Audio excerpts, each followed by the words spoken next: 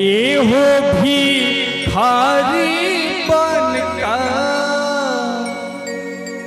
एहो भिखारी बनका, झोरिया लटकायल ऐलन बरुआ भिखारी बनकिया, झोरिया लटकायल ऐलन बरुआ भिखारी बनका, एहो भिखारी बनकिया।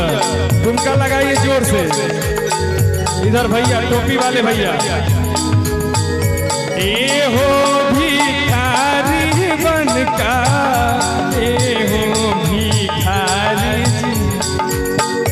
एहो भिखारी बनका, एहो भिखारी बनका, झोरिया लटकायल ऐलन बरुआ भिखारी बनका, झोरिया लटकायल ऐलन बरुआ भिखारी बनका।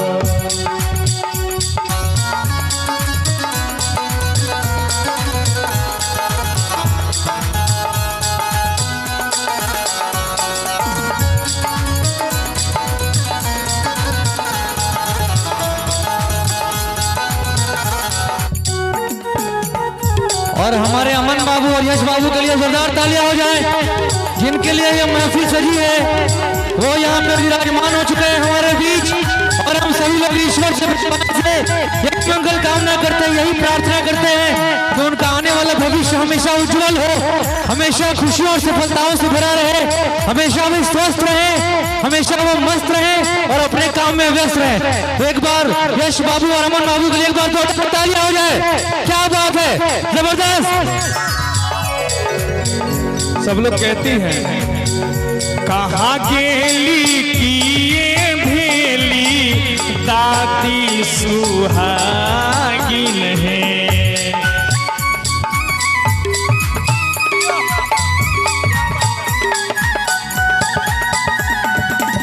निशांत जी बरुआ से सखी सब कहती है, बरुआ कहते दादी से कहाँ गेली किए भेली दादी सुहागिन है।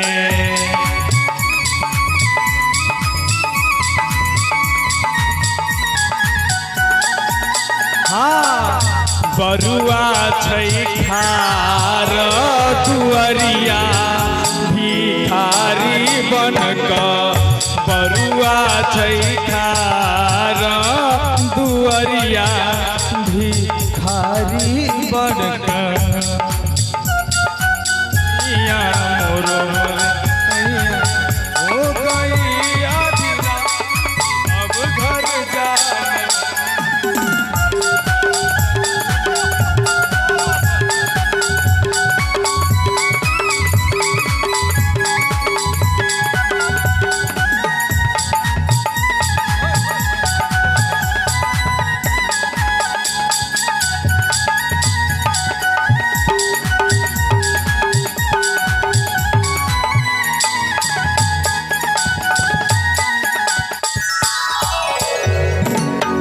कहाँ गेली किए भेली अम्मा सुहागिन है।